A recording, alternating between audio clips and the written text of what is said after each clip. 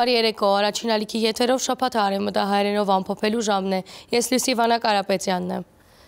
Երկրորդ համաշխարհային պատերազմի հաղթանակի 80-ամյակին կապակցությամբ Հայաստանի ղեկավարները հանդես եկած են ուղերձներով, հիշեցնելով պատմական ճակատամարտին հայ ժողովրդին ունեցած թերը եւ ընդգծելով խաղաղության կարեւորությունը մեր օրերուն։ Վարչապետ Նիկոլ Փաշինյանը նշած է, որ այսօրը ոչ միայն հարկանքի դուրք է անցյալին, այլ նաեւ հստակ ուղերձ ներկայի ու աբակայի համար։ Անոր խոսքով Հայաստանը ընդրած է ազատության, ժողովրդավարության եւ խաղաղության ճանապարհը։ Ադիգա դժվարին, բայց արժանի ուղի է, որ անցնելու համար անհրաժեշտ է վստահություն, շրջահայացություն եւ պատմության խարքային ըմբռնում։ Տոնին արդիվ Հայաստանի բարձրաստիճան ղեկավարությունը այցելած է հաղթանակ զբոսայքի։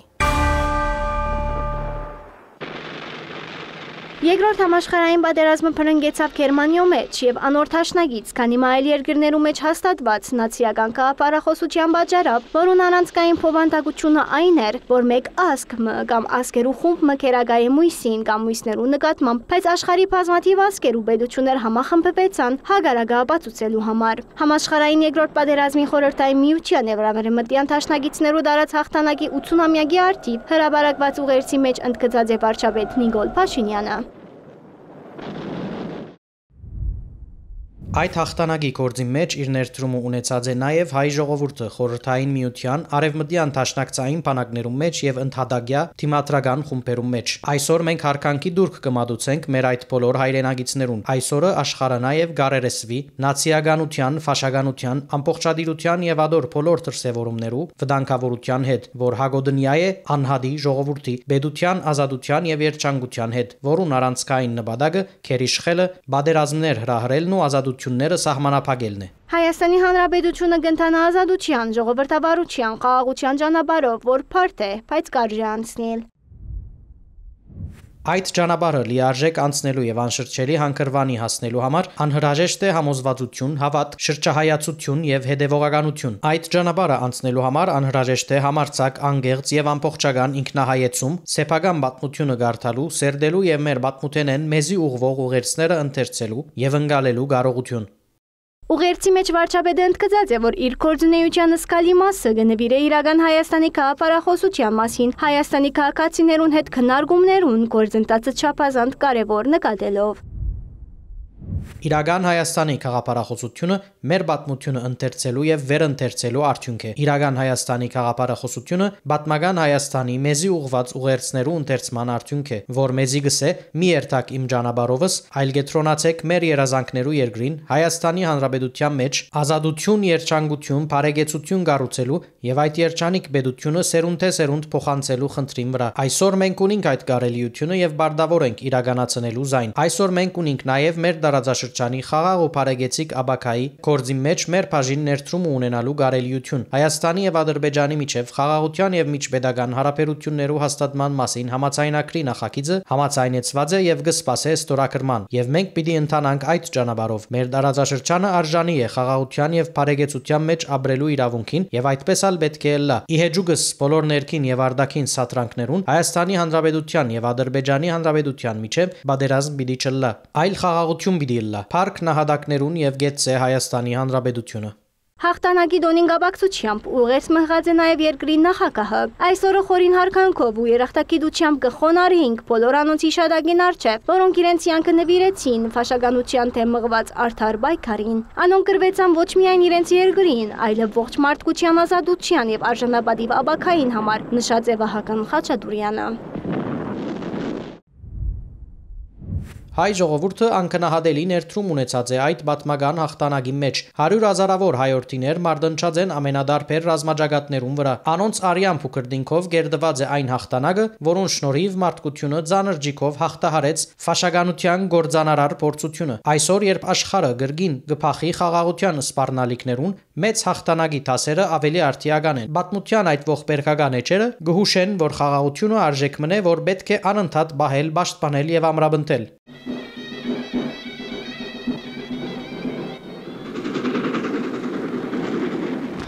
Հաղթանակի ու խաղաղության տոնի արդիվ հանրապետության նախագահ Վահագն Խաչատուրյանը, ազգային ժողովի նախագահ Ալեն Սիմոնյանը եւ բարձրաստիճան այլ պաշտոնյաներ այցելած են հաղթանակը զբոսայգի, ծաղկեպսակներ զետեղած են անհայտ զինվորի հուշագոտողին առջև, ծաղիկներ խոնարեցուցած են անմար գրագին առջև, հարկանքի դուրք մատուցած են ֆաշականության թեմ մղված պայքարին մեջ, ինչպես նաեւ Հայաստանի Հանրապետության պետականության, անկախության եւ ինքնիշխանության համար իրենց յանքը զոհաբերած նահատակներու հիշատակին։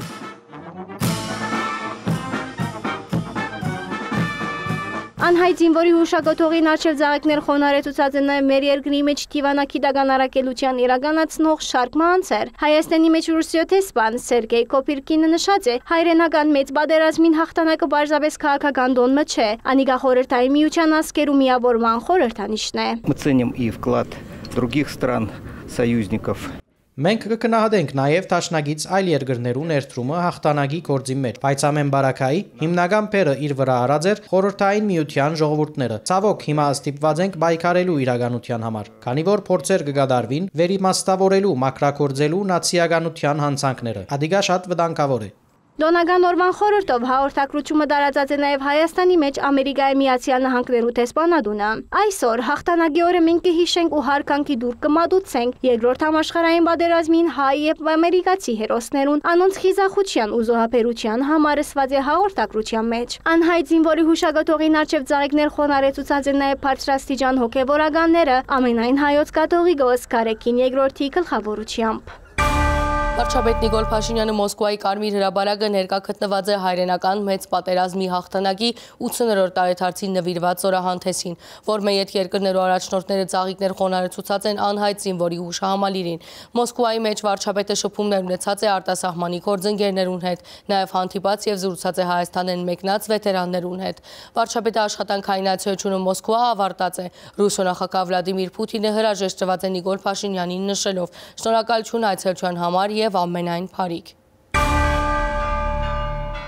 Կրեմլինի մեջ Հայաստանի վարչապետի եւ հայրենական մեծ պատերազմի հաղթանակին 80-րդ տարեդարձին նվիրված զորահանդեսին մասնակցելու համար Մոսկվա ժամանած այլ երկրներու ղեկավարները թիմավորած է Ռուսիո նախագահը։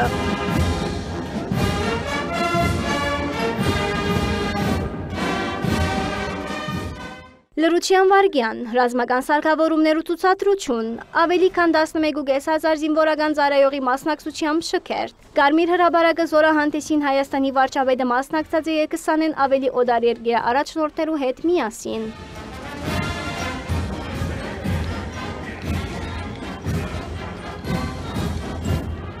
Զորահանդեսեն ետք երկրներուն առաջնորդները ծաղիկներ խոնարեցուցած են անհայտ զինվորի հուշահամալիրին առջև։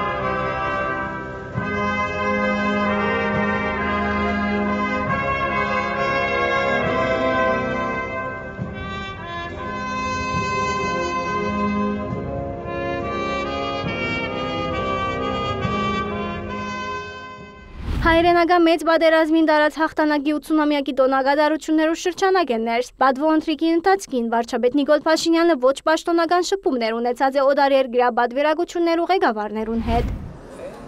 Վարչապետը Մոսկվայի մեջ հանդիպած է նաև վետերաններ Խաչիկ Հովագիմյանին եւ Վոլոդիա Գսպոյանին։ Անոնք ժամանած են Երևանեն եւ ներկա գտնված են Կարմիր հրապարակը հաղթանակի 80-րդ տարեդարձին նվիրված զորահանդեսին։ Վարչապետը շնորհավորած է վետերանները դոնական օրվան արդիվ, զրուցած է անոնց հետ եւ մաղթած է քաչառողջություն։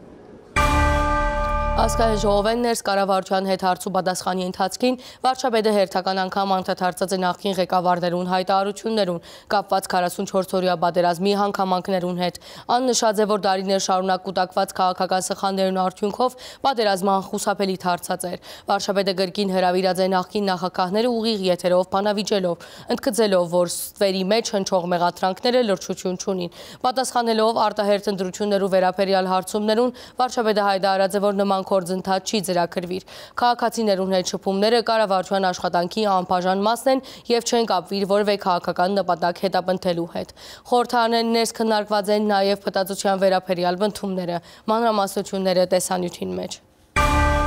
Հայաստանի վարչապետը հաստատեց, որ ընդունած է մեծ հայրենական պատերազմին դարված հաղթանակի 80-ամյակին նվիրված միջոցառումներուն մասնակցելու Ռուսիո նախագահի հրավերը։ Ազգային ժողովեններս հարց ու պատասխանի ընթացքին անդրադառնալով Ռուսիա այցելության վերաբերյալ ինտիմատիր որոշ շրջանակներու հայտարարություններուն Նիկոլ Փաշինյանը ընդգծեց, որ Հայաստանը գվարե հավասարակշռված արտաքին քաղաքականություն։ Այդ քաղաքականության մեջ չի մտնում ամենևին, որ մենք Մեի ուղղությամբ մեր հարաբերությունները կառուցելու ենք ի հաշիվ մեր այլ հարաբերությունների կամ առավել ևս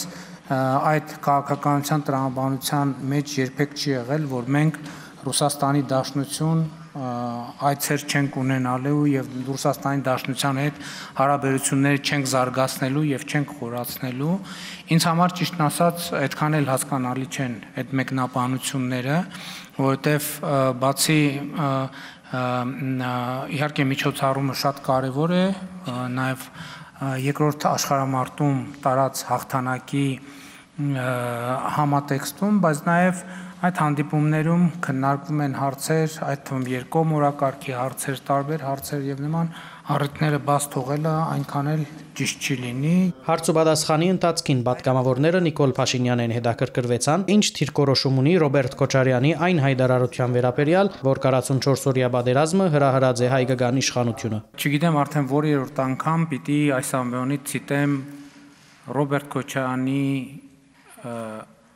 քաղաքական երկվորյակ Սերժ Սարգսյանին, որ այս ամբիոնից 2018 թվականի արդեն ամիսը ապրիլի 17-ին հայտարարել էր, որ բանակցային գործընթացը այլևս թևակողել է պատերազմական փուլ եւ ուզում եմ նաեւ հիշեցնել, որ 2016 թվականի 4-օրյա պատերազմը ինքը դե յուրե քաղաքականապես չի ավարտվել։ Դրա արդյունքում ոչ թուղթ, ոչ բան չի ստորագրվել։ Եվ ուզում եմ հիշեցնել նաև, թե ինչպես այս ամբիոնից խոսել ենք, որն էր պատերազմը թույլ չտալու դրանից առաջվա Ռոբերտ Քոչարյանի մեթոդաբանությունը, մեղրին փոխել Ղարաբաղի հետ եւ այլն, եւ այդպես շարունակ։ Մադրիդյան սկզբունքներ եւ այլն եւ այդպես շարունակ։ Հայաստանի վարչապետը վերահաստատեց նախին նախագահներուն Պանավեջի հրավերը։ Այդ մարդկանց ասել եմ, հերիքա բանի տենց կամ միամիտ երևացող լսարաններ հավաքեք ու տենց բան լուրջ դեմքով բաներ պատմեք։ Լսեք, բան ունեք ասելու։ Էլի կրկնում եմ, եկեք գնանք խոսանք ուղիղ եթերում։ Հերիքա գնանք տենց մութ անկյուններում բան տենց առանձնացված բան ունեք խոսալու, եկեք գնանք խոսանք։ Ինչի մասին եք ուզում խոսանք։ Ուզում եք Ղարաբաղի բանակցությունների մասին խոսանք, ուզում եք պատերազմը հետաձգել չհետաձգելու մասին խոսանք, ինչի մասին եք ուզում խոսանք։ Եկեք գնանք խոսանք։ Այսինքն այդ մարդը ես ինչքան պետք է հիմա գամ ասեմ, ինչքան պետք է գնան թաքուն ստեղ ընդեղ էս պատիտակ են ծառի տակ, այն անկյունում, ինչքան մութ, ինչքան հնարավոր է մութ անկյունում նստեն խոսան։ Բան ունեն խոսալու։ Ռոբերտ Քոչարյան, Սերժ Սարգսյան, Լևոն Տեր-Պետրոսյան, բան ունեք ասելու։ Ասում եմ, գնանք ուղիղ եթերում կանգնենք խոսանք։ Ինչի չեք գալիս։ Ռոբերտ Քոչարյանը նաև նշած էր, թե այն ընթացքին, երբ ռուսական զորքը գբահեր Լեռնային Ղարաբաղի անվտանգությունը, Հայաստանի ղեկավարը Փրագի մեջ Լեռնային Ղարաբաղը ընդունած էր Ադրբեջանի գազմի մեջ առանց Ռուսիո հետ քննարկելու։ Նիկոլ Փաշինյանը անդրադարձավ նաև այս հայտարարության։ Ես խոսել եմ այն մասին, որ դրան նախորդող շրջանում ես տեսնելով զարգացումները մեր գործընկերներին հավաքական անվտանգության պայմանագրի կազմակերպության, ասել եմ, որ ես տեսնում եմ Հայաստանի ինքնիշխան տարածքի վրա հարձակման ռիսկ։ Հավաքական անվտանգության պայմանագրի կազմակերպության մեր գործընկերները ասել են, որ իրենք դա հնարավոր չեն համարում, բայց առավել ևս Հայաստանի սահմանները իրենց համար կարմիր գիծ են։ Երբ որ տեղի է ունեցել 2022 թվականի սեպտեմբերյան պատերազմը, երբ որ Հայաստանի տարածք ներխուժում է տեղի ունեցել, ընդ որում դա առաջինը չի եղել։ Եկեք վերադառնանք դրանից առաջ եղել է 2021 թվականի նոյեմբերի իրադարձությունները, դրանից առաջ եղել է 2021 թվականի մայիսի իրադարձությունները։ Ես այդ երկխոսությունը, ես ձեզ ուղիղ եմ ասում, համարել եմ Հայաստանի Հանրապետության համար անհարգալից, եւ ես այո որոշում եմ կայացրել, որ Հայաստանի կառավարությունը պետք է ճանաչի Հայաստանի տարածքային ամբողջականությունը, Հայաստանի Հանրապետության տարածքային ամբողջականությունը։ Նրանք, ովքեր մինչև հիմա չեն արձանագրել, թե ինչ է տեղի ունեցել 2022 թվականի հոկտեմբերի 6-ին, պետք է նորից վերադառնամ եւ արձանագրեմ 2022 թվականի հոկտեմբերի 6-ին, ինչքան դա աբսուրդ հնչի, Հայաստանի վարչապետը ճանաչել է Հայաստանի Հանրապետության տարածքային ամբողջականությունը, այո, նաև հարևանների տարածքային ամբողջականությունը, որովհետև մեր երկրի տարածքային ամբողջականությունը պարփակված է մեր հարևանների տարածքային ամբողջականությամբ։ Հայաստանի արտաքին քաղաքական գերատեսչության ղեկավարը անդրադառնալով ընդդիմության այն մտման, թե Հայաստանի իշխանությունները կօգտագործեն Լեռնային Ղարաբաղի լուծարման փաստաթուղթը քողարկելու Փրագի մեջ տեղի ունեցածը, անընդգծեց, որ Հայաստանը երբեք չէ ջանցած Լեռնային Ղարաբաղի անկախությունը։ Այն պահին գրեթե միաժամանակ ԽՍՀՄ կազմալուծմանը այդ գործընթացին գրեթե միաժամանակ Ալմաթայի հռչակագրի ստորագրմամբ Հայաստանի Հանրապետությունը ճանաչել է Ադրբեջանի տարածքային ամբողջականությունը ԽՍՀՄ փլուզման պահին եղած սահմաններով։ Ավելին, փոխադարձ միմյանց տարածքային ամբողջականությունը ճանաչելու այս շատ հիմնարար սկզբունքը հստակորեն արտահայտված է եղել Լեռնային Ղարաբաղի հակամարտության բանակցային գործընթացի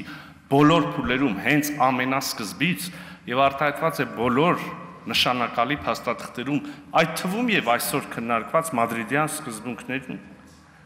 Ուզում եմ հիշեցնել, այդ մադրիդյան սկզբունքներից մեկը հենց տարածքային ամբողջականությունն էր, մյուսը ինքնորոշման իրավունքը ընկալվում էր տարածքային ամբողջականության շրջանակներում։ Արարատ Միրզոյանը անդրադարձավ նաև Հնդկաստանի եւ Պակիստանի միջև սկսած ռազմական գործողություններուն, անդրադառնալով զորաշարժի նախապատմության։ Այս հարցի մեջ ներկայացուց մեր երկրին դիրքորոշումը։ Տեղի է ունեցել ահաբեկչություն։ Հայաստանի Հանրապետությունը շատ արագ արձագանքել է, դատապարտել ահաբեկչությունը, ցավակցությունը հայտնել զոհերի հարազատներին, ընտանիքներին զորակցությունը հայտնել։ Մենք եւ ես կարծում եմ որևէ իրեն քաղաքակիրթ համարող պետություն չի կարող ողջունել ահաբեկչությունը, կարող միայն դատապարտել ահաբեկչությունը։ Եվ մենք կարծում եմ պետք է ճանաչենք նաև երկրի իրավունքը պաշտպանվելու ահաբեկչությունից։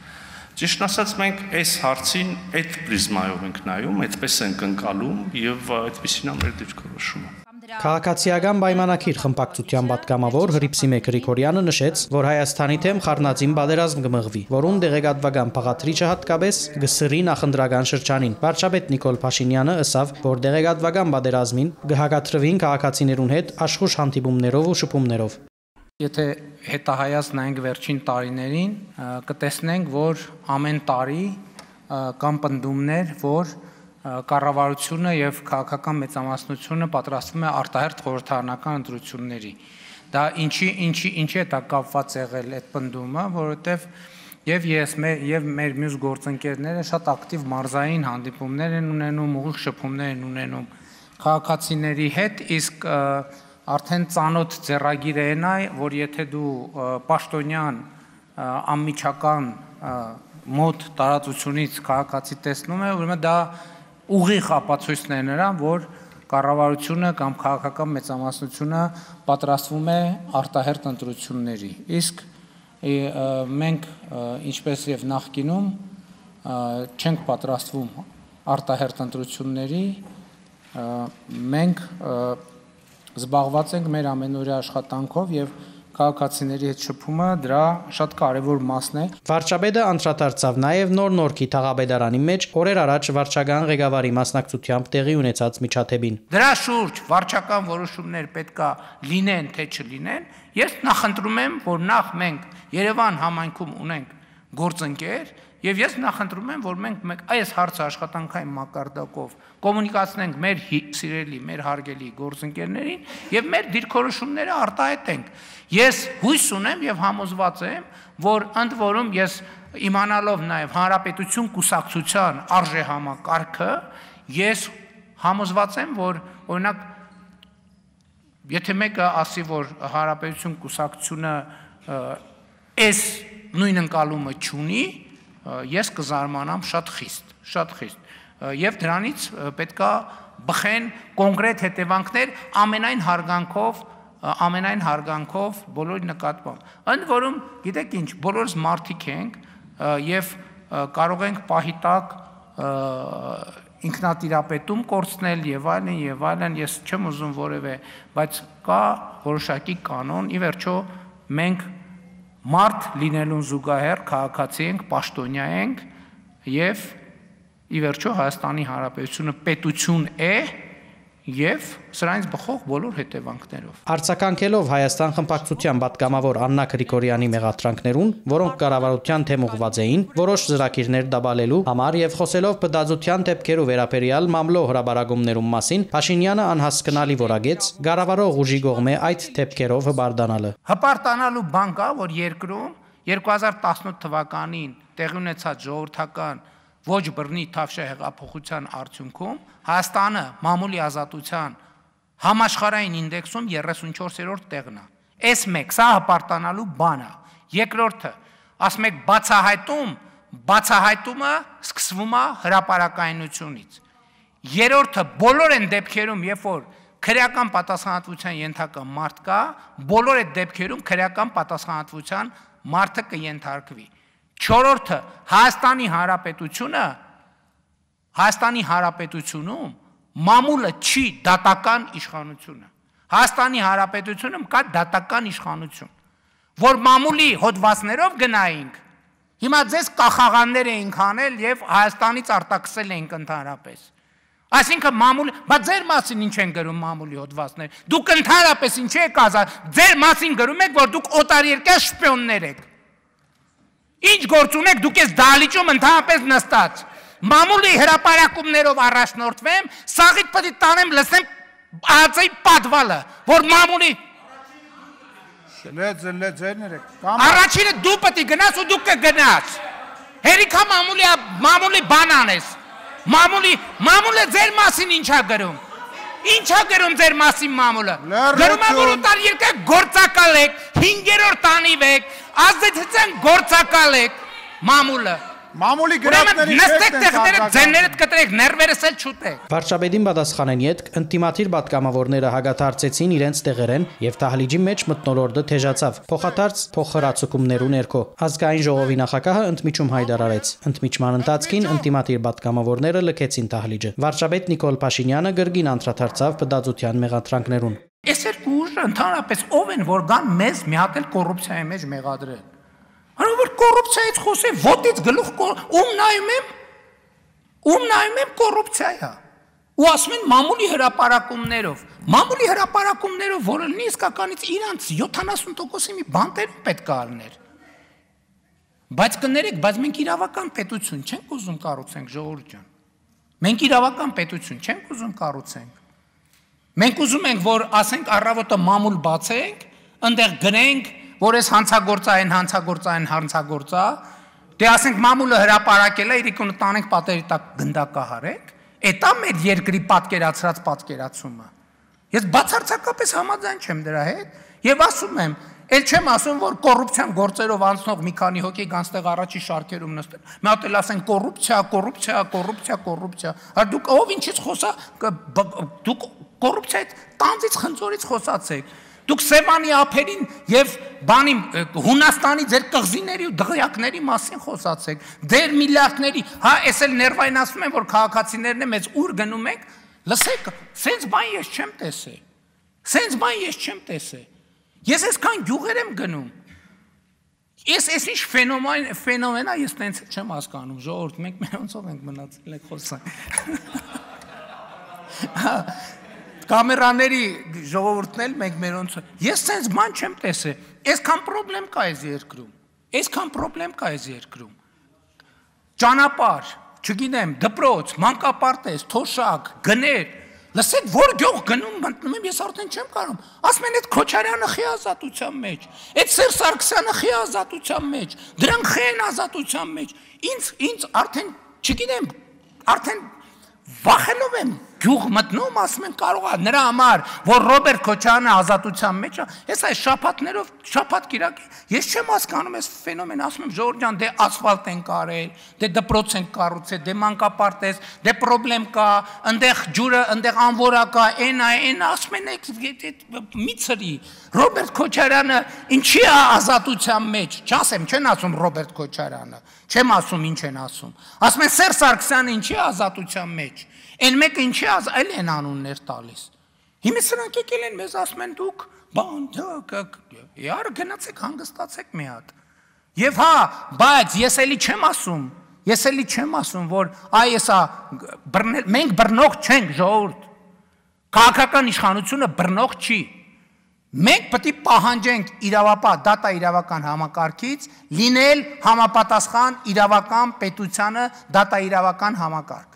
Արտարադատության նախարարուհի Սրբուհի Քալյանը անդրադարձավ Աբորինի ձակում ունեցող քույքի բռնականցման մասին օրենքի վերաբերյալ սահմանադրական դատարանի որոշման։ Քալյանը ընդգծեց, որ բարձր դատարանը օրենքը եւ ադոր բոլոր թրույթները համարած է սահմանադրության չհագասող։ Օրենքը նաեւ մեկնաբանված է անոր նպատակներու դեսանգյունեն, առանձնացուցած են երկու իրավաչափ նպատակ հանցագործություններով եւ բդազության դեմ պայքարը։ Այս համատեքստում դատարանի կողմից առանձնացվել են երկու սուբյեկտային կազմեր,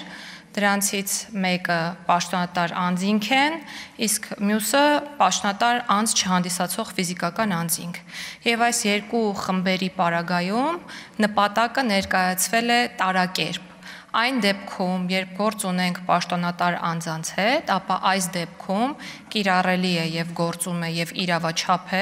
կոռուպցիայի դեմ պայքարի եւ կոռուպցիայի կանխարգելման նպատակը եւ այս տեսանկյունից բացարձակապես պարտադիր չէ պաշտոնատար անձին պատկանող ապօրինի ծագում ունեցող գույքը կապել որևէ հանցագործության հետ։ Իսկ այն դեպքում, երբ գործ ունենք պաշտոնատար անձ չհանդիսացող ֆիզիկական անձի հետ, ապա այս դեպքում հավանականությունների հավասարակշռման սկզբունքի պահպանմամբ պետք է հիմնավորվի որևէ որոշակի կապ հանցագործության եւ ձեռքբերված գույքի միջև։ Քաղաքացիական պայմանագիր խմբակցութենեն Փափկեն Թունյանը դարածքային կառավարման եւ ենթագառուցվածքներու նախարար Դավիթ Խուդատյանեն հետաքրքրվեցավ, թե ինչ կլա Երևանի մեջ չրահերացման համագարկը բարեփոխելու ուղղությամբ։ Թունյանը նշեց, որ հերթական անձրևը գատվածահար ըրաձեր Երևանի դարբեր հատվածները։ Նախարար Խուդատյանը հայտնեց, որ հարցը քննարկված է Երևանի քաղաքապետարանի հետ, նմանատիպ իրավիճակ արգա է նաեւ որոշ մարզերու մեջ։ Մենք մեր բոլոր ծրագրերը, որոնք փողոցների կառուցման ծրագրեր են, այնտեղ ներառում ենք նաև ջրամատակարարման եւ այս դեպքում ջրահեռացման ցանցի կառուցման արդիականացման աշխատանքները, պիտի ասեմ, որ մայրաքաղաք Երևանում եւ հանրապետության այլ քաղաքներում մենք բազմաթիվ նոր կառուցված այդպիսի փողոցներ ունենք։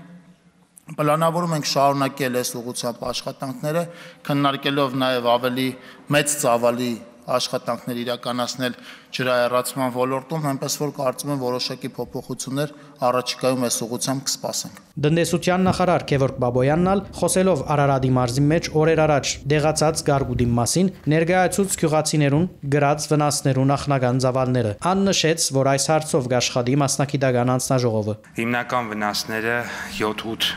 գյուղում են տեղի ունեցել, բայց ընդհանուր առմամբ մոտ 2 տասնյակ ավելի քան 2 տասնյակ գյուղերում ինչ որ չափով վնաս եղել է, երկու մասի բաժանենք աշխատանքները, պտղի մասով ըստ էության մինչև 30% վնասվածություն ուրեմն ունենք միջին ասված, իսկ արդեն բանջարեղենային դեպքում 50-ից 60%, այսինքն այստեղ ավելի շատ է վնասը եղել եւ ընդ որում օրինակ պարտադիր չէ որ ուղիղ վնասները եղած լինեն հենց կարկուտից, ասենք օրինակ նույն ելակի դեպքում հիմնական վնասը եղել է կարկուտ գումարած հորդառատ անձրև, որի արդյունքում այսպես ասած ջուրը լցվել է այդ ամբողջ տարածքներում եւ վնասվել է այս պահին մերքի մի զգալի մասը։ Տնտեսության նախարարը ընդգծեց, որ հագագարգդային գայաններու ողջ գիշեր ամբողջ ծավալով աշխատելու շնորհիվ հնարավոր դարձած է խուսափիլ ավելի մեծ վնասները։ Քևորգ Բաբոյանի խոսքով փոխհատուցման հարցը հնարավոր պիտի լա քննարկել, երբ քննահատվի վերջնական վնասին չափը։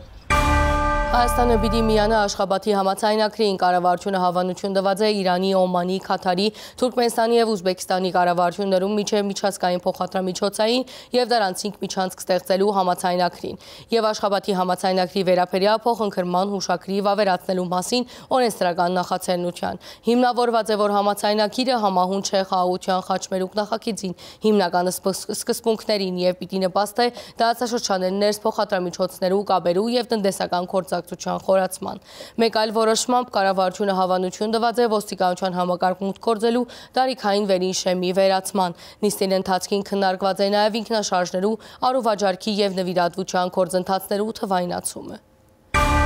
Ոստիկանության համագարկ մուտք գործելու համար պիտի վերցվի տարիքային վերին սահմանը։ Հիմա ծառայության գրնան անցնել 18-ին 35 տարեկան անձինք։ Նոր փոփոխությամբ նկատի պիտի առնվի ոչ թե տարիքը, այլ անձին մասնակիտական կարողությունները, բարեվարկությունը, ֆիզիկական պատրաստվածությունը։ Հաջորդ փոփոխությունը կվերապերի համայնքային ոստիկանության, ուր այս բահուն կա 700 թափուր պաշտոն, նշեց ներքին գործոց նախարարուհին։ Քրեական ոստիկանության օրինակով առաջարկում ենք ունենալ բաց ընդունելություն, որտեղ որ թե քաղաքացիական անձինք եւ թե նաեւ ոստիկանության գործող ծառայողները կկարողանան մասը կազմել այս ընդունելության, եթե ներքին գործերի նախարարության կրթահամալիրում բարեհաջող կավարտեն կրթական process-ը, ապա կհամարվեն միանգամից ատեստավորված եւ կշարունակեն ծառայությունը համայնքային ոստիկանության տեսանկյունից։ Փոփոխությունը ըստ նախարարուհին պիտի բարձրացնի ծառայության գրավչությունը։ Թույլ պիտի դա 200,000 դրամի փոխարեն ստանալ մոտ 500,000 դրամ։ Ծառայության ընդունված աշխատագիծը 6 ամսվան փոխարեն որակավորման գրնամասնակցիլ 2 ամիսի հետ։ Վարչապետը անդրադարձավ ծառայության անցնելու գործող սահմանափակումներուն։ Այսինքն ինչ որ մեր այդ մարդու կոնտրոլից դուրս է, մենք ասում ենք, քեզ չենք ընդունում։ Ինչը ցույց է տալիս ինչքանով է ինքը կարգապահ, ինչքանով է իր վրա ի վիճակի աշխատել, դա ասում ենք, հա ոչինչ, նորմալ է։ Սա ֆունդամենտալ բան է, մեր մտածողության ձևերի դեֆորմացիաների մասին է մտածում։ Ես չգիտեմ, եթե այդ բանի բոյի ստանդարտը չենք հանել, պետք է հանենք։ Այսինքն ինչ, որ մարդը ենթադրենք 130 սանտիմետր է բոյը։ Հիմա բնությունը իրան տենց է ստեղծել, ինչ։ Գնա ոստիկանություն, ասեն դե բոյդ կարճ է, գնա դպրոց, ասեն բոյդ կարճ է, գնա ուր գնա, ասեն բոյդ կարճ է։ Բա ինչ անի այդ մարդը լավ։ Այսինքն չենք հարցնում, դուք ի վիճակի ես այդ աշխատանքի համար անհրաժեշտ IQ ունես, թե չունես, եւ այլն եւ այդպես շարունակ։ Եվ այս տրամաբանություն, բայց խնդրեմն է չի, խնդրեմն է նա, որ 7 տարի է մենք սրա մասին մտածում ենք ու երբեմն վախենում ենք բարձրաձայնել։ Վարչապետ Փաշինյանը տարիքային սահմանափակում տնելը կհամարե ոչ դրամապանական, կարևոր սեբելով անձին գործունակության առարգայական քննադումը։ Ժողովրդագրության ռազմավարության մեջ ասում ենք, բա մեր ժողովրդագրական վիճակը հաշվի առնելով մենք պետք է բան անենք, մարդկանց ներգրավենք։ Հետո գալիս ենք ասում ենք համայնքային ոստիկանությունում այսքան թափուր տեղ ունենք, այնտեղ այնքան թափուր տեղ ունենք, այնտեղ այնքան թափուր տեղ ունենք։ Մեխանիզմներ կան, որ թոշակի տարիքի գտնվող մարդկանց անձանց ներգրավելով մենք փորձենք համակարգերը այնպես կառուցել, որպեսզի թոշակի հետաձգման մեխանիզմներ դնենք եւ այլն եւ այդպես շարունակ։ Այսինքն մենք ճկուն պետք է առնենք։ Առաջարկվեցավ քննարկել նաեւ պայմանագրային ծառայության անցնելու համար սահմանված տարիքային սահմանափակումը վերացնելու հարցը։ Պիտի թվայնացվին փոխադրամիջոցներու առուվաճառքի եւ նվիրատվության հիմքով սեփականության իրավունքի փոփոխման գործընթացները։ Վաճառողը թվային հարթակով պիտի ընտրե մեքենան, որ պիտի վաճառվի ինքնաշխատ եղանակով։ Պիտի գազմվի առուվաճառքի պայմանագրի նախագիծը, վաճառողը բարձրապես պիտի հաստատե մեքենային քինը։ Համագարկը ինքնաբերաբար պիտի ստուգե, թե արդյոք այն հետախուզման մեջ է կամ ունի գրանցված համասեփականադեր թե ոչ։ Կարգավորումները ուժի մեջ պիտի մտնեն սեպտեմբեր 1-ին սկսյալ եւ այլևս պետք պիտի չլա այցելել հաշվառման քննական կենտրոններ։ Սարգսյանի խոսքով նախարարությունը այժմ կձառայե որպես գալվածակրական վարձակալութենեն փոխող բարդավորություններու գրանցման եւ մեքենաներու կրավաթրման բարակային կրավի իրավունքի գրանցման համար։ Եթե պայմանական վարկով տրանսպորտային միջոց է անձը ձեռք բերում, ֆինանսական կազմակերպությունը բնականաբար գրավի իրավունքը պետք է գրանցի մեզ մոտ, սա եւս ենթադրում է այցելություն, հաշվառման քննական ստորաբաժանում, գրանցում եւ որպես կանոն ֆինանսական կազմակերպությունները անձին տալիս են, կոնկրետ ֆիզիկական անձին տալիս են լիազորագիր, որպեսզի նա այցելի եւ իր շահերից բխող գործարքը արդեն գրանցի հաշվառման քննական ստորաբաժանում։ Ասիգայալ ինքնաշխատ պիտի դառնա, նախադեсված է նաև մեքենայի համարանիշը քաղաքացիին փոխանցել փոստային առաքումով։ Հաշվառման վկայակիրները եւս պիտի լան թվային հարթակի վրա ինքնաբերաբար հաստատվող դեղեցություն։ Վարչապետը անդրադարձավ Էրեբունիի ինքնաշարժի շուգայի մեջ տիրող իրավիճակին, որ նկատած են Նուբարաշենի հոգեգան առողջության կենտրոն այցելելու ընթացքին։ Եթե հաշվի առնենք, որ մինչև նոյեմբեր էլ ենթադրում ենք, որ քաղաքացիների առնվազն մեծ մասը ունենալու է նույնականացման քարտ, հիմա ինչքանով է մեր այս համակարգը աշխատում, կարող ենք գնալ Էրեբունիում տեսնել։ Եթե այնտեղ քչացել է, այդ ամեն ինչը նշանակում է on-line վաճառքների ծավալները մեծացել է։ Գիտեք ինչ կարա տեղի ունենա, որ Էրեբունի այդ հատվածում բանորով, սմարթֆոններով ուղղակի սկսեն արքուվաճառք անել, այսինքն ամեն շարունակի այնտեղ մնալ, ուղղակի հաշվառման քննական կենտրոն չգնալ։ Շատ լավ, բայց այդ process-ներին էլ է պետք է հետևել։ Գուցե այդ իրավիճակի հետ պետք է համակերպվել, այնտեղ գնալ ավելի լավ պայմաններ ստեղծել։ Այդտեղա, դե ավանդույթը տեղա հաստատված, գուցե գնանք այդտեղ ուրիշ լուծումներ մտածենք ուրիշ ճանապարհ մի հատ կառուցենք, որ մենք չխանգարենք ավտոշուկայի աշխատանքին եւ նորոգենք, չգիտեմ, կարգի բերենք, էս անենք, այն անենք, դա էլ է տարբերակ։ Հեղափոխության 7-րդ տարին հետադարձ նայելով Փաշինյանը ընդգծեց, որ հեղափոխությունը ամենեն թյուրինն է, փոփոխություն գադարելն է դժվարը։ Կրթվել նորաձև է բանախոսությունների շրջանակներում։ Ես անդրադարձա այդ թեմային, երբ որ այո, կարող է հնչել, որ հեղափոխությունը սրա համար էին կարել, եւ ես այդտեղ մի միտք ասացի, որը մոտավորապես հետեւյալն էր, որ իրականում մենք իշխանությունը փոխել ենք Հայաստանում, բայց մենք մեզ փոխել ենք։ Նիկոլ Փաշինյանը կարևորեց հիմնախնդիրները տեսնելու, դիտարկելու եւ լուծումներու բանացևերը գտնելու հարցը։ Հիմա երբ որ մենք գնանք մեր ավտոմեքենաների տրանսֆերի ուսումնասիրությունը անենք, կարող է պարզվի, որ նրան մի հսկայական տոկոս ունենք ավտոմեքենաների նվիրատվությունների եւ այլնի։ Ինչու՞, որովհետեւ ձեր ասած դիլերը ինքը պետքա աշխատի հարկային դաշտում կամ շրջանառության հարկ, չնայած դժվար է պատկերացնել ավտոմեքենայի վաճառքը շրջանառության հարկի դաշտում, որովհետև ոնց էլ անենք 112 միլիոն դրամը գերազանցելու։ Դա նշանակում է պետք է վճարի ավելացված արժեքի հարկ եւ այլն։ Հիմա այդ տեղը եկան բուն պետական թեմային հասանք։ Այդ տեղը ինչի է այդքան գրավիչ, որովհետև այնտեղ ավելացված արժեքի հարկ, շրջանառության հարկ եւ ընդհանրապես հարկ չկա, կամ հիմնականում չկա, կամ դե հիմի այստեղ արդեն եկանք հասանք, իսկ ուր է նայում պետական եկամուտների կոմիտեն, իսկ ուր է նայում ոստիկանությունը, իսկ ուր է նայում Երևանի քաղաքապետարանը, իսկ ուր են նայում տեսչական մարմինները, իսկ ուր է նայում սննդի անվտանգության տեսչական մարմինը, որտեղ այդ պայմաններում չի կարելի սնունդ վաճառել։ Եվ մենք բոլորս ուր ենք նայում։ Եկեք արձանագրենք, որ հեղափոխությունից 7 տարի անց մենք դարձել ենք կոնֆորմիստ։ Եվ ես սրա հետ պրոբլեմ ունեմ։ Եվ հույս ունեմ բոլորդ է պրոբլեմ ունենք։ Այստեղ է մեր կոնֆորմիզմը։ Զուգահեռ անարդարել չլինեմ մեր նկատմամբ, մենք որոշումներ ենք կայացրել, այն չի որ հիմա մի դեպքի պարագայում, որովհետև մենք ամեն ինչ մի անգամից չենք կարող փոխենք։ Խոշոր եղջերավոր գենթանի սպանտի համար պետությունը մինչև 10,000 դրամի չափով պիտի հատուցե սպանտանոցին գործիքագազմը սպանտանոցային մորթելը խթանելու համար, ինչպես զեկուցեց տնտեսության նախարար Գևորգ Բաբոյանը։ Ոնց ենք մենք հավաստիանալու, որ այդ խոշոր եղջերավոր անասունը իրոք մորթվել է, եւ դա մեր այդ դրոշմավորման ծրագիրն է մեզ գալի օգնում, այսինքն թիվը տեսանք, թիվը հանեցինք շրջանառությունից, այսինքն թվով են կողմնորոշվել, ուրիշ ինդիկատոր մենք չենք ունենում։ Ուրիշ ինդիկատոր չկա, կա անասուն, որը ունի իր ականջապիտակը։ Այդ ականջապիտակը, նախ պետք է այդ ականջապիտակը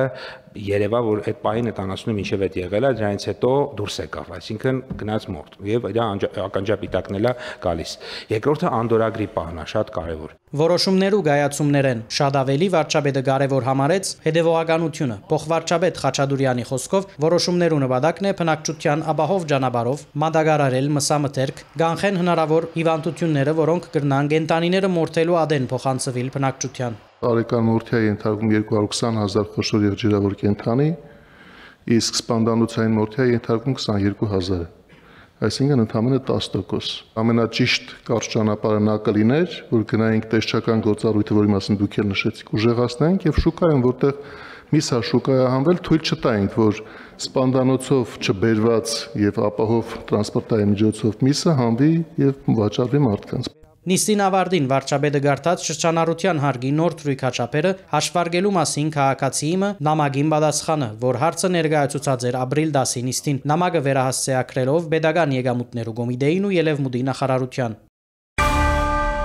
Երևանի մեջ կայացած է Հայաստան-Վրաստան գործերար համաժողովը, որուն նպատակն է նորմագարտակի բարձրացնել երկկողմանի տնտեսական համագործակցությունը։ Միջոցառմանը նախորդած է Հայաստանի տնտեսության նախարար Գևորգ Բաբոյանի եւ Վրաստանի առաջին փոխվարչապետ Լևան Դավիթաշվիլիի նեղ կազմով հանդիպումը։ Նախարար Բաբոյանը ներկայացուցած է Հայաստանի մեջ ներդրումներու համար ստեղծված պայմանները, ընդգծելով Վրաստանի հետ հարաբերություններու ռազմավարական նշանակությունը, ինչպես նաեւ խաղաղության խաչմերուկ նախաձեռնությունը։ Դավիթաշվիլին ողջունած է Հայաստանի մեջ իրականացված ներդրումները, նշելով, որ անոնք կվկայեն տնտեսական կայուն միջավայրի մասին։ Կողմերը կարևորած են մաքսային ընթացակարգերու բարձեցումը եւ ներդրումային դաշտի թափանցիկության բարձրացումը։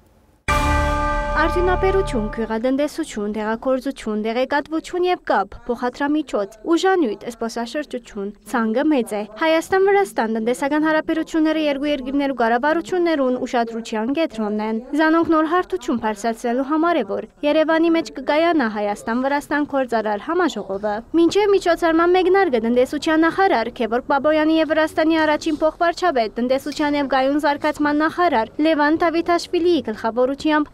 ներգազմով քննարկում տեղի ունեցավ։ Նման օրինակ ներկայացական համաժողովները ոչ միայն արև դարատնտեսական հարաբերությունները խթանելու միջոց են, այլև կարևոր հարթակ երկխոսության եւ փոխճանաչելիության բարձրացման համար արդեն բացման խոսքի մեջ ընդգծեց նախարար Բաբոյանը։ Վրաստանի հետ հարաբերությունների հետագա ընդլայնումն ու խորացումը Հայաստանի արտաքին քաղաքականության կարևոր առաջնահերթություններից է։ Մեր դիրքորոշումն ամրագրված է նաև Հայաստանի Հանրապետության կառավարության 2021-26 թվականների գործունեության ծրագրում, ըստ որի մենք ապահովում եւ ապահովելու ենք Վրաստանի հետ առանձնահատուկ եւ բարիդրացիական հարաբերությունների հետագա զարգացումը։ Հայաստանի եւ Վրաստանի միջև քաղաքական, տնտեսական, հաղորդակցային, մշակութային, հումանիտար եւ զբոսաշրջության ոլորտներում հարաբերությունների խորացումն ունի փոխադարձ կենսական նշանակություն։ Բարեկամ Վրաստանի հետ հաղորդակցության ուղիների բարելավումը Հայաստանի համար ունի ռազմավարական նշանակություն։ Նախարար Բաբոյանը հյուրերու ներկայացուց Հայաստանի մեջ ստեղծված բարենպաստ ներդրումային եւ գործարար միջավայրը եւ ընդգծեց, որ առկա են շատ լավ նախադրյալներ վրացական ներդրումներու ներգրավման համար։ Այսօր մեր երկրների միջև արդեն 30-ամյա միջպետական հարաբերությունները թևակողել են որակապես նոր փուլ եւ դինամիկ զարգացում են արձանագրում ամենատարբեր ոլորտներում։ Խոսքերից վառ վկայությունն են Հայաստանի Հանրապետության եւ Վրաստանի ղեկավարների պարբերական, պաշտոնական եւ ոչ պաշտոնական հանդիպումները, որոնց ընթացքում հնարավորություն են ձեռնվում անդրադառնալ երկկողմ հարաբերությունների ողջ օրակարգին։ Բաբոյանը գործընկերներուն ուշադրությունը հրավիրեց Հայաստանի կառավարության խաղաղության խաչմերուկ նախաձեռնության վրա, որ միտված է տարածաշրջանին մեջ փոխկապակցվածության խթանման, հիմնված պետություններու ինքնիշխանության, սեփական տարածքներով անցնող ենթակառուցվածքներու նկատմամբ իրավազորության, հավասարության ու փոխադարձության սկզբունքին վրա։ Վրաստանի կառավարությունը պատրաստ է հետագա արդյունավետ գործակցության երկու երկրներու բարձր մակարդակի հանդիպումներու շարունակականության, նշեց Լևան Դավիթաշվիլին։ Անցյալ տարի Վրաստանի տրամադուն խումբին իրականացուցած աննախադեպ ներդրումը Հայաստանի մեջ շատ ողջունելի է եւ Հայաստանի մեջ գործունեությունը սկսելու որոշումը Հայաստան-Վրաստան տրամական գաբերու ամրապնդման ուղղությամբ կատարված շատ կարևոր քայլ մներ։ Կգարձեմ ասիգա շատ լավ ցուցանիշ է Հայաստանի մեջ բարենպաստ ներդրումային մթնոլորտ ձևավորված է եւ հայկական տնտեսական միջավայրը իրապես արժանի է միջազգային ներդրողներու ուշադրության, առավել եւս Վրաստանի ներդրողներու վստահության։ Հարգավոր է միջոցներ ձեռնարկել արևդրաշրջանառության սահուն ընթացքը թանթաղացնող բոլոր հնարավոր խոչընդոտները վերացնելու, մաքսային ընթացակարգերը բարձրացնելու եւ թափանցիկ ներդրումային միջավայրը խթանելու ուղղությամբ։ Այս հարցի մեջ կողմերը համակարծիք են։ Առանցնագի անդրադարձ կատարված է գյուղատնտեսության, վերականգնվող ուժանյութի, բնապահպանական արհեստագիտության ոլորտներու մեջ գործակցության խորացման։ Վրաստանը հանդիսանում է Հայաստանի արտաքին առևտրի կարևորագույն գործընկերներից, մեկը ապահովելով ելք դեպի Սևծոր։ 2024 թվականին երկու երկրների միջև առևտրական շրջանառությունը հասել է մոտ 1.2 միլիարդ ԱՄՆ դոլարի, ինչը 8% աճ է նախորդ տարվա համեմատ։ Արտահանման հիմնական ուղղությունները ներառում են մետաղներ, գյուղմթերք եւ արդյունաբերական ապրանքներ, իսկ ներմուծման հիմնական ապրանքներն են էներգակիրները, մեքենաները եւ սպառողական ապրանքները։ Երևանի մեջ Հայաստան-Վրաստան գործարար համաժողովի շրջանակները ներս կայացավ նաև B2B ձևաչափով հանդիպում։ Մասնակցեցան ավելի քան 200 գործարարներ, որոնք կներկայացնեին տնտեսության տարբեր ուղղություններ՝ ներմուծում, արտահանում, տեղագործություն, ոսկյա զարդերու արտադրություն, շինարարություն, գաբի եւ դեղեկատվական արհեստագիտություն, զբոսաշրջություն։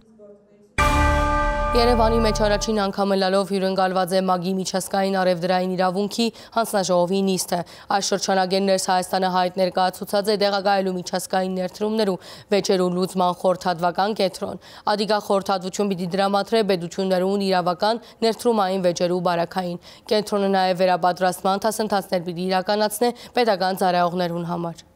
Միացյալ Ազգերու գազագերբության շրջանագեն ներս պիտի ստեղծվի նոր միջազգային ներդրումային վեճերու լուծման խորհրդատվական կենտրոն։ Նպատակն է աջակցել երկիրներուն ավելի արդյունավետ կառավարելու եւ լուծելու ներդրումային վեճերը։ ՄԱԳ-ի միջազգային առևտրային իրավունքի հանձնաժողովի աշխատանքային նիստը Հայաստանի մեջ տեղի կունենա առաջին անգամ լալով։ Երևանյան հանդիպման կմասնակցին ՄԱԳ-ի համապատասխան հանձնաժողովի 23 անդամ պետություններու շուրջ 60 ներկայացուցիչներ։ Կենտրոնի ձևավորման համար մի քանի պետություններ հայտ են ներկայացել, որպեսզի գրասենյակ այդ կենտրոնը տեղակայվի տվյալ պետությունում, այդ երկրներից մեկն էլ Հայաստանի Հանրապետությունն է, մենք հանձնարարություն ենք ստանձնել կենտրոնը տեղակայելու Հայաստանում, իհարկե այս հարցը պետք է որոշվի այս տարվա վերջ, եկող տարվա սկիզբ, ավելի այսպես ամփոփելով բոլոր անդամ պետությունների, նաև բոլոր թեկնածու պետությունների ներկայացրած հայտերը, որը ինչպես ունի սեփական կարողությունները ներկայացնելու բաղադրիչ, այնպես էլ նաև ֆինանսական որոշակի բաղադրիչ։ Հանձնաժողովի աշխատանքային քննարկումները սովորաբար կիրականացվին Վիեննայի կամ Նոր Յորքի մեջ, բայց քանի որ Թայլանդը, Հայաստանը եւ Փարիզը հայտ ներկայացուցած են կենտրոնի իրենց մոտ տեղակայելու, նման ձևաչափով առաջին արտաքնահանդիպումը տեղի ունեցած է Թայլանդի մեջ, հիմա կընթանա Երևանի մեջ, իսկ հաջորդը տեղի պիտի ունենա Փարիզի մեջ։ Միացյալ Ազգերու գազագերբության տեսանկյունեն ասիգա ներդրող պետություն վեճերու կարգավորման համակարգի բարեփոխման կարևորագույն դար է զայն ավելի հավասարակշռված, ավելի արդար, նաև ավելի շահագրգիռ կողմերու համար ավելի ընդունելի դարձնելու համար։ Հայաստանը շատ աշխույժ երկիր մը եղած է մեր աշխատանքային խումբի եւ հանձնաժողովի քննարկումներուն մեջ։ Խորհրդատվական կենտրոնի դեղագայումը Հայաստանի մեջ հնարավորություն պիտի դառնալու միջազգային իրավական գործակցության կարևոր հարթակը, համախմբելով առաջադար մասնակիցներ, խթանելով տարածաշրջանային գործընկերությունը եւ ապահովելով տնտեսական զարգացման նոր հնարավորություններ։ Կենտրոնը աշխատելու է խորհրդատվություն տրամադրել անդամ պետություններին, այն պետություններին, ովքեր ունեն ներդրումային արբիտրաժային վեճեր կամ ովքեր ունեն ուրեմն խնդիրներ կապված ներդրումների հետ եւ կամ իտում օրինակ արբիտրաժ գնալու կամ հաշտարարությամբ վեճը ավարտելու, վեճը հանգուցալուծելու։ Կենտրոնը նաեւ վերապատրաստումներ, տրեյնինգներ է տրամադրելու պետական ծառայողներին։ ՄԱԳ-ի հանձնաժողովի նստաշրջանները նվիրված են խորհրդատվական կենտրոնի ձևավորման ուղղված աշխատանքներու ամփոփման։ Այս նախաձեռնությունը կարևոր քայլ է թեպի հավասարություն, արդյունավետություն եւ միջազգային գործակցություն, աշխարհակահաղական լարվածության, տնտեսական անորոշության եւ գայուն զարգացման հրատապ անհրաժեշտության ժամանակաշրջանին ներդրումային վեճերու լուծման համար արդար, ներառական եւ տապանցիկ համագարկի ստեղծումը կարևոր է։ Հայաստանը հետաքրքրություն հայտնած է խորհրդատվական կենտրոնը կամ տարածաշրջանային գրասենյակը հյուրընկալելու հարցի մեջ։ Կգարձենք, որ Երևանը իր զարգացող իրավական ենթակառուցվածքներով ռազմավարական թիրքով ու միջազգային գործակցության ամուր հանձնառությամբ լավ թիրքի վրա է ծառայելու որպես կենտրոնի հասցե։ Իթեմս միջազգային իրավական հարցերու մշտական ներկայացուցիչ գրասենյակին Հայաստանը 6 տարի է ի վեր ունի առանձնացված գառույց, որ Թրեմյանի խոսքերով բավական փորձ կուտակածի ոչ միայն միջազգային դատարաններու մեջ գործելու քննության, այլ նաև իրավարար վեճերու մասով։ Վերջին մեծ հաջողությունը կարող եմ ասել ներդրումային վեճերից մեկով Ռազյան եւ Բարկովսկին ընդդեմ Հայաստանի Հանրապետության, այս գործով Հայաստանի Հանրապետությունը եւ արբիտրաժային վարույթներ շահել եւ հետագայում դիմողների կողմից ձեռնարկված չեղարկման վարույթներ հաղթել եւ արդյունքում շուրջ 3 միլիոն ԱՄՆ դոլարի գումար վերադարձվեց Հայաստանի Հանրապետություն։ Այս պահին ընթացիկ վարույթ ունենք, 3 ընթացիկ վարույթ, 2 միջպետական արբիտրաժային վեճ կա, 3 ուրեմն արբիտրաժային վարույթներ կան։ Կնախադեсվի ձևավորել 20 հոգինոց անձնագազմ համալրված միջազգային իրավունքի մասնակիցներով։ Միջազգային պատվիրակները Երևանը պիտի մեկնին Հայաստանը բացահայտող երկրի մշակույթը ներկայացնող նվեր պատկերակիրքերով։